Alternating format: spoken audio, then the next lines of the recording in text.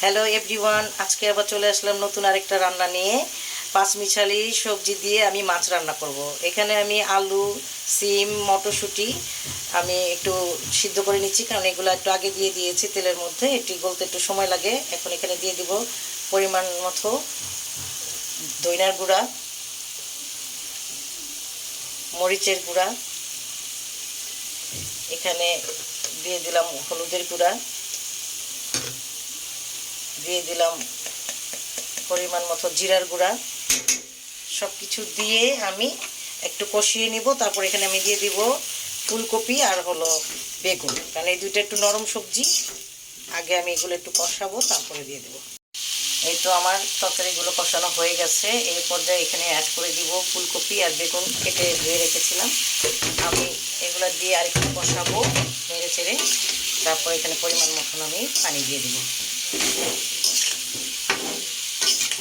আমি এগুলো আর একটু সিদ্ধ হওয়ার জন্য অপেক্ষা করব। এই তো অফ ক্যামেরায় আমি একটু ঢাকনা তুলে তুলে কয়েকবার উল্টে পাল্টে নিয়েছি তরকারিটা ভালো করে কষানোর জন্য। এখন আমি এখানে অ্যাড করে দেব সামান্য পানি, কারণ আমার সবজিটা সিদ্ধ হয়ে গেছে। আমি এই পানি দিয়ে পুরো তরকারিটা রান্না করব, আর দেব না।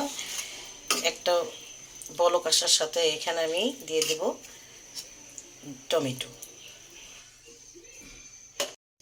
এই তো আমার তরকারিগুলো পুরোপুরি সিদ্ধ হয়ে গেছে। এখন আমি এর মধ্যে অ্যাড করে দিব টমেটো। টমেটো আমি কেটে রেখেছিলাম, টমেটো অ্যাড করে দিব। টমেটো দিয়ে আমি মাছ দিয়ে নামিয়ে নেব।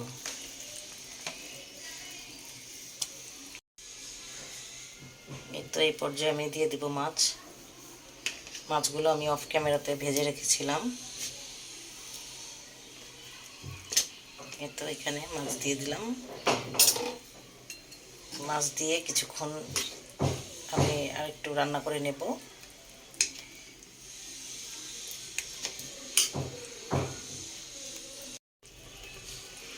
এই তো আমার তরকারিটা হয়ে গেছে। এখন আমি এখানে ধনেপাতা দিয়ে দিব। ধনেপাতা দিয়ে নামিয়ে নেব।